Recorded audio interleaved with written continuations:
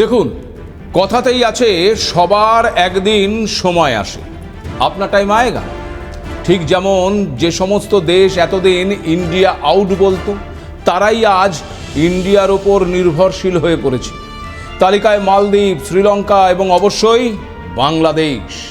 একদিকে মধ্যপ্রাচ্যের যুদ্ধে ক্রমেই বাড়ছে ভারতের প্রাসঙ্গিকতা, অন্যদিকে ভৌগোলিক অবস্থান এবং নিকটবর্তী শক্তি হিসেবেই ভারতই সবচেয়ে বড় ভরসা হয়ে উঠছে, যা দক্ষিণ এশিয়ার শক্তির ভারসাম্যে ভারতের গুরুত্বকে আরও স্পষ্ট করে দিচ্ছে। এই আবহে দীর্ঘ রাজনৈতিক টানাপোড়েনের পর আবারও ভারত বাংলাদেশ সম্পর্কের বরফ গলতে শুরু করেছে। ভারতের সেনাপ্রধান জেনারেল উপেন্দ্র দ্বিবেদীর সঙ্গে দিল্লিতে বৈঠক হচ্ছে বাংলাদেশের হাই কমিশনার রিয়াজ হামিদুল্লাহর। আবার শোনা যাচ্ছে আগামী 7ই এপ্রিল বাংলাদেশের বিদেশ মন্ত্রী খলিলুর রহমান ভারত সফরে আসছেন। অন্যদিকে জানা যাচ্ছে বাংলাদেশের রাজনৈতিক স্বাধীনতা হরণ এবং শেখ হাসিনার আওয়ামী লীগের কার্যক্রমের ওপর নিষেধাজ্ঞা জারি নিয়ে প্রশ্ন তুলে বাংলাদেশ সরকারকে চিঠি দিয়েছে রাষ্ট্রসংঘ। তাহলে কি এবার বাংলাদেশে ফিরছেন বাংলাদেশের প্রাক্তন প্রধানমন্ত্রী তথা আওয়ামী লীগ নেত্রী শেখ হাসিনা? নমস্কার, আপনারা দেখতে শুরু করেছেন এডিটার্স ডায়েরি। আমি ভাস্কর দত্ত আরও একটি এপিসোডে আপনাদেরকে স্বাগত জানাই।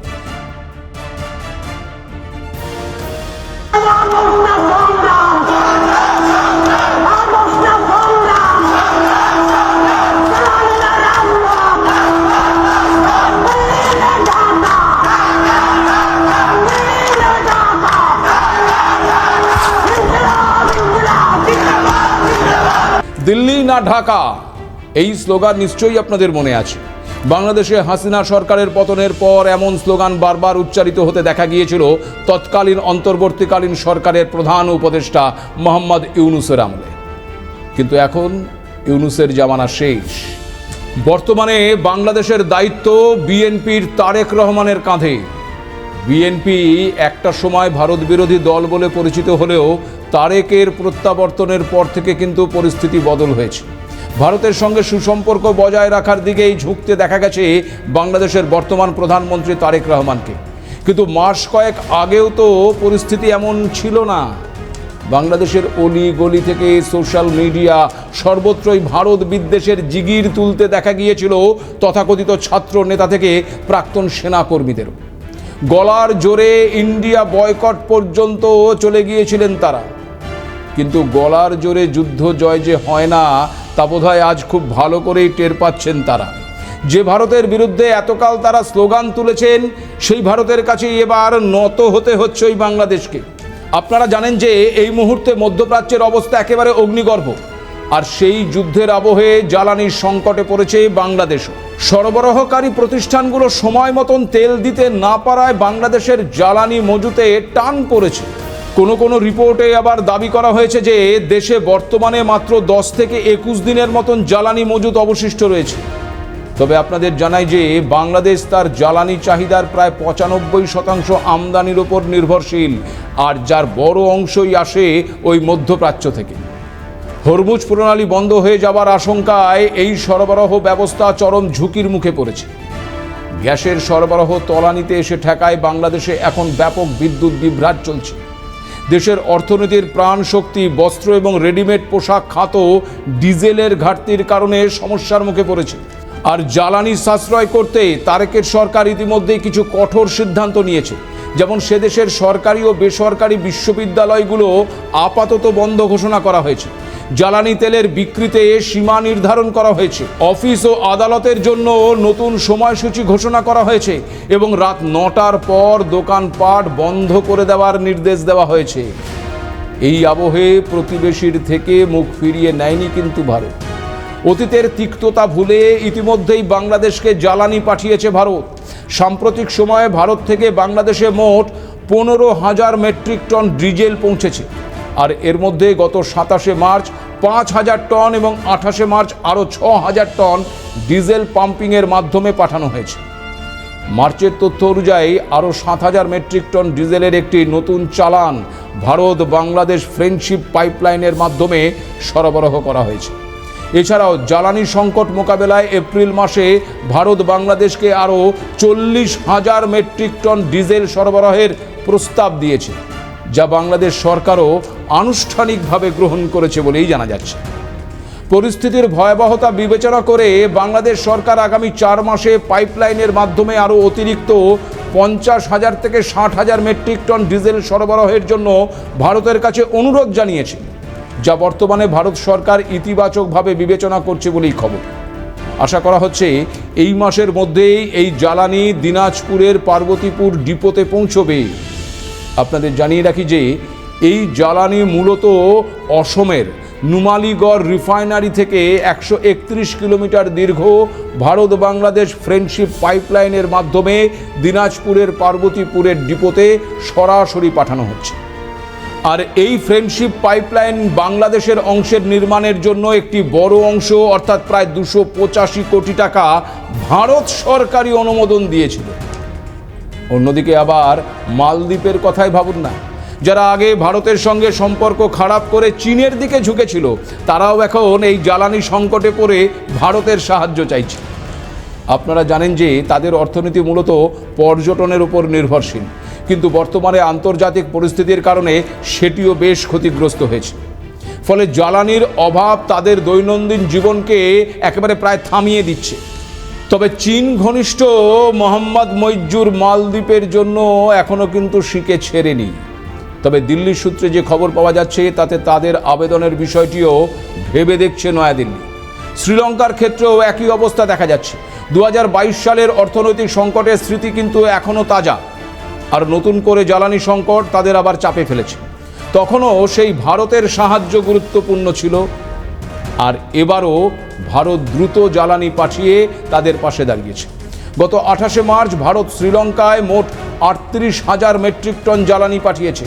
এর মধ্যে ছিল 20,000 মেট্রিক টন ডিজেল আর 18,000 মেট্রিক টন পেট্রোল।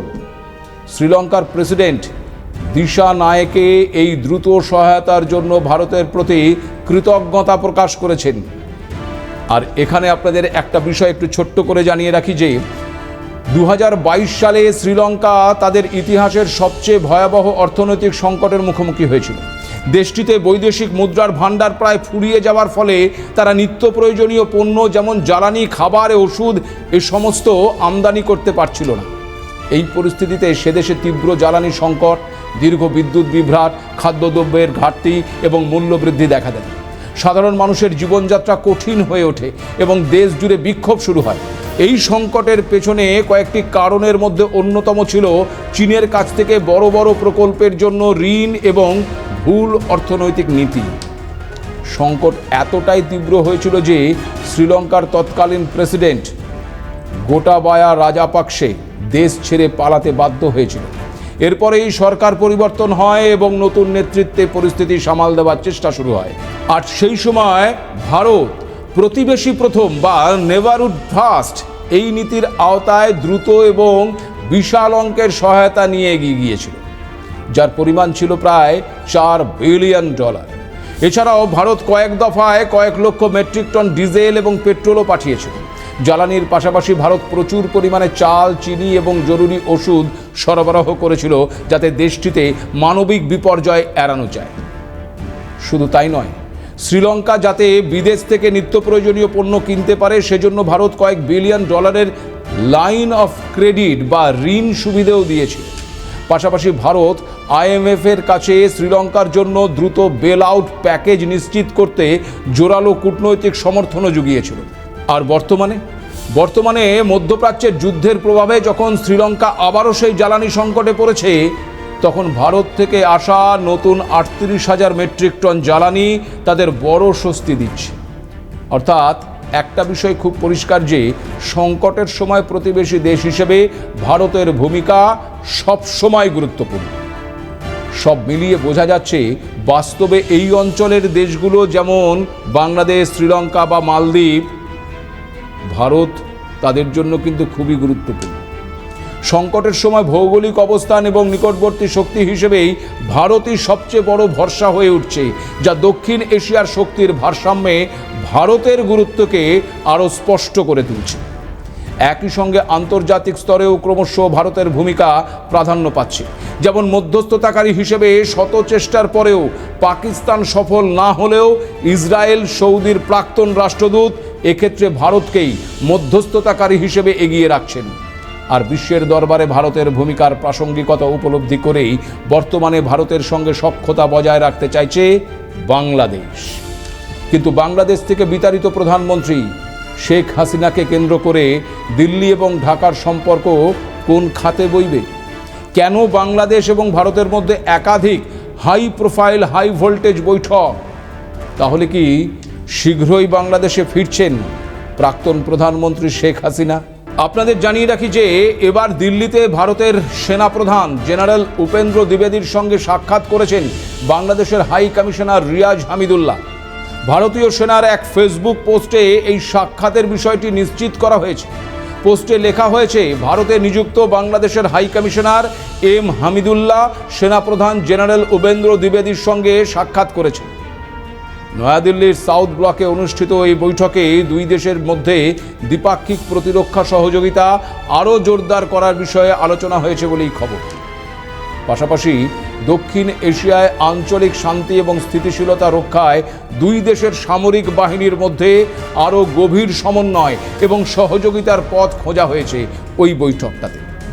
বৈঠকে দুই দেশের সশস্ত্র বাহিনীর মধ্যে সুসম্পর্ক বজায় রাখাকে ঢাকা এবং দিল্লির সামগ্রিক দ্বিপাক্ষিক সম্পর্ক স্থিতিশীল করার একটি মূল চাবিকাঠি হিসেবে উল্লেখ করা হয়েছে।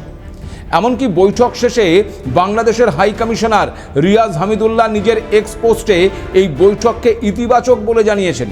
অর্থাৎ এখান থেকে একটা বিষয় পরিষ্কার যে রাজনৈতিক পরিবর্তন সত্ত্বেও ভারত এবং বাংলাদেশের মধ্যে সামরিক এবং কূটনৈতিক যোগাযোগ অব্যাহত আছে এবং দুই দেশই সম্পর্ককে আরও স্থিতিশীল রাখতে চায়। অন্যদিকে আবার শোনা যাচ্ছে আগামী 7ই এপ্রিল ভারতে আসছেন বাংলাদেশের বিদেশমন্ত্রী খলিলুর রহমান। তিনি ভারতের বিদেশমন্ত্রী এস জয়শঙ্করের সঙ্গে সাক্ষাৎ করবেন বলেই জানা গেছে। এছাড়াও দিল্লিতে ভারতের জাতীয় নিরাপত্তা উপদেষ্টা অজিত দোভালের সঙ্গেও বৈঠকে বসবেন তিনি। জানা গেছে ভারতের বাণিজ্য মন্ত্রী পীযূষ গোয়েলের সঙ্গেও তার সাক্ষাতের কথা রয়েছে। পাশাপাশি খলিলুর রহমান ভারতের প্রধানমন্ত্রী নরেন্দ্র মোদীর সঙ্গেও সৌজন্য সাক্ষাৎ করতে পারেন বলেই আভাস পাওয়া যাচ্ছে। আর এরই মধ্যে আপনাদেরকে জানিয়ে রাখি যে গত 1 তারিখ অর্থাৎ 1 এপ্রিল শেখ হাসিনা তার বিরুদ্ধে দেওয়া মৃত্যুদণ্ড রদ করার জন্য বাংলাদেশের আন্তর্জাতিক অপরাধ ট্রাইব্যুনালে একটি আইনি নোটিশ পাঠিয়েছেন। লন্ডনের একটি আইনি সংস্থার মাধ্যমে শেখ হাসিনা ট্রাইব্যুনালে 10 পৃষ্ঠার একটি চিঠি পাঠিয়ে দাবি করেছেন যে তার অনুপস্থিতিতেই দেওয়া এই রায় আইনত কার্যকর নয় এবং এটি আন্তর্জাতিক মানদণ্ড লঙ্ঘন করেছে। তাই তিনি একটি ন্যায় বিচার এবং সুষ্ঠু শুনানির সুযোগ চেয়েছেন। আবার জানা যাচ্ছে বাংলাদেশের রাজনৈতিক স্বাধীনতা হরণ এবং আওয়ামী লীগের কার্যক্রমের ওপর নিষেধাজ্ঞা জারি নিয়ে প্রশ্ন তুলেছে এবং সে দেশের সরকারকে চিঠি দিয়েছে রাষ্ট্রসংঘ। সেই চিঠিতে বলা হয়েছে কোনো রাজনৈতিক দলকে সম্পূর্ণ নিষিদ্ধ করা গণতান্ত্রিক প্রক্রিয়ার পরিপন্থী। আন্তর্জাতিক আইন অনুযায়ী প্রতিটি নাগরিকের রাজনৈতিক দলে যোগ দেওয়া এবং শান্তিপূর্ণ সভা সমাবেশ করার অধিকার রয়েছে। চিঠিতে আওয়ামী লীগ নেতা কর্মীদের ঢালাওভাবে গ্রেপ্তার এবং তাদের রাজনৈতিক কর্মকাণ্ডে বাধা দেওয়ার বিষয়ে উদ্বেগ জানানো হয়েছে। বিশেষ করে শেখ হাসিনা সহ দলের শীর্ষ নেতাদের অনুপস্থিতিতে যে বিচার বিভাগীয় প্রক্রিয়া চলছে তা কতটা স্বচ্ছ তা নিয়ে প্রশ্ন তুলেছে রাষ্ট্রসংঘ। তাছাড়া রাষ্ট্রসংঘের ওই চিঠিতে বলা হয়েছে সরকারের যে কোনো জবাব 60 দিনের মধ্যে প্রকাশ করতে হবে। একই সঙ্গে সতর্ক করা হয়েছে যে নির্বাচনের পূর্ববর্তী সময়ে নির্বাহী আদেশের মাধ্যমে একটি বড় রাজনৈতিক দলের বিরুদ্ধে পদক্ষেপ নেওয়া রাজনৈতিক বহুত্ববাদ সীমিত করতে পারে এবং বিরাট একটা ভোটার সংখ্যাকে ভোটাধিকার থেকে বঞ্চিত করতে পারে। এরই প্রেক্ষিতে বাংলাদেশের বর্তমান সরকার দাবি করেছে যে আওয়ামী লীগের কার্যক্রমের ওপর এই নিষেধাজ্ঞা স্থায়ী নয়, বরং এটি একটি চলমান আইনি প্রক্রিয়ার অংশ। তারেক সরকার স্পষ্ট করেছে যে জনগণের নিরাপত্তা এবং জুলাই বিপ্লবের শহীদদের প্রতি সুবিচার নিশ্চিত করতে এই প্রশাসনিক ব্যবস্থা গ্রহণ করা হয়েছে। এই আন্তর্জাতিক চাপের মাঝে আগামী 7ই এপ্রিল বাংলাদেশের বিদেশমন্ত্রী খলিলুর রহমান ভারত সফরে আসছে। ফলে অনেকেই মনে করছেন এই বৈঠকে অভ্যন্তরীণ রাজনৈতিক পরিস্থিতি এবং ভারতের অবস্থান নিয়েও আলোচনার সম্ভাবনা রয়েছে। এখন প্রশ্ন হচ্ছে, এই পরিস্থিতি কোন দিকে মোড় নিতে পারে? দেখুন, বর্তমান পরিস্থিতি বিশ্লেষণ করলে বোঝা যাচ্ছে যে বাংলাদেশের রাজনীতি এখন একটি সংবেদনশীল মোড়ে দাঁড়িয়ে রয়েছে, যেখানে অভ্যন্তরীণ চাপ, আন্তর্জাতিক নজরদারি এবং আঞ্চলিক কূটনীতি এই সমস্ত কিছু একসঙ্গে কাজ করছে। একদিকে ভারতের সঙ্গে সম্পর্ক স্বাভাবিক করার চেষ্টা, অন্যদিকে আবার রাষ্ট্রসংঘের পক্ষ থেকে রাজনৈতিক স্বাধীনতা ও গণতান্ত্রিক অধিকার নিয়ে প্রশ্ন। এই দুইয়ের মাঝে ভারসাম্য রক্ষা করাই এখন ঢাকার সবচেয়ে বড় চ্যালেঞ্জ। অন্যদিকে শেখ হাসিনার ভবিষ্যৎ পুরো বিষয়টিকে আরও জটিল করে তুলেছে। কিন্তু আবার বর্তমান পরিস্থিতিকে যদি একটু অন্য দৃষ্টিকোণ থেকে দেখা যায়, তাহলে এমন একটি সম্ভাবনাকে কিন্তু উড়িয়ে দেওয়া যায় না, যেখানে শেখ হাসিনা ভবিষ্যতে আবার বাংলাদেশের রাজনীতিতে প্রত্যাবর্তন করতে পারে। কারণ একাধিক অভ্যন্তরীণ ও আন্তর্জাতিক ইঙ্গিত কিন্তু সেই দিকেই ধীরে ধীরে ইশারা করছে। প্রথমত, আন্তর্জাতিক স্তরের রাষ্ট্রসংঘের পক্ষ থেকে রাজনৈতিক স্বাধীনতা এবং বিরোধী দলের অধিকার নিয়ে প্রশ্ন তোলা একটি বড় ফ্যাক্টর। ফলে আওয়ামী লীগের ওপর নিষেধাজ্ঞা শিথিল হলে হাসিনার রাজনৈতিক ভূমিকা পুনরায় সামনে আসার সম্ভাবনা তৈরি হতে পারে। দ্বিতীয়ত, ভারতের সাম্প্রতিক ভূমিকা আবার ইঙ্গিত দিচ্ছে যে দিল্লি বাংলাদেশে একটি স্টেবল পলিটিক্যাল সেটআপ চায়, যেখানে হাসিনার মতন অভিজ্ঞ নেত্রীর ভূমিকা আবার প্রাসঙ্গিক হয়ে উঠতে পারে। আর তৃতীয়ত, বাংলাদেশের অভ্যন্তরীণ রাজনীতিও ধীরে ধীরে পরিবর্তনের দিকে যাচ্ছে। যদি বর্তমান সরকার আন্তর্জাতিক চাপ, অর্থনৈতিক সংকট বা জনমতের চাপে নরম অবস্থান নেয়, তাহলে রাজনৈতিক সমঝোতার পথ খুলতে পারে। সবশেষে বলা যায়, শেখ হাসিনার তাৎক্ষণিক প্রত্যাবর্তন হয়তো এক্ষুনি হচ্ছে না, কিন্তু রাজনৈতিক বাস্তবতা, আন্তর্জাতিক চাপ এবং আঞ্চলিক কূটনীতির সমন্বয়ে ভবিষ্যতে তার ফিরে আসার একটি সম্ভাবনার পথ কিন্তু ধীরে ধীরে তৈরি হচ্ছে। আর তা একরকম পরিষ্কার। শেষ করার আগে তাই একটাই কথা, দক্ষিণ এশিয়ার রাজনীতি এখন বদলের দোরগোড়ায়। দিল্লি ও ঢাকার এই নতুন সমীকরণ, আন্তর্জাতিক চাপ আর অভ্যন্তরীণ অস্থিরতা, এই সব মিলিয়ে আগামী কয়েক মাসই ঠিক করে দেবে বাংলাদেশের ভবিষ্যৎ রাজনৈতিক মানচিত্র। শেখ হাসিনা কি ফিরবেন, নাকি নতুন নেতৃত্ব দিশা দেখাবে বাংলাদেশকে? সেই উত্তর কিন্তু লুকিয়ে আছে সময়ের হাতে। আপাতত নজর থাকছে 7ই এপ্রিলের বৈঠকে। তার আপডেট পেতে চোখ রাখুন প্রতিদিন রাত 10টায় এডিটরস ডায়েরির পর্দায়। আজ এ পর্যন্ত।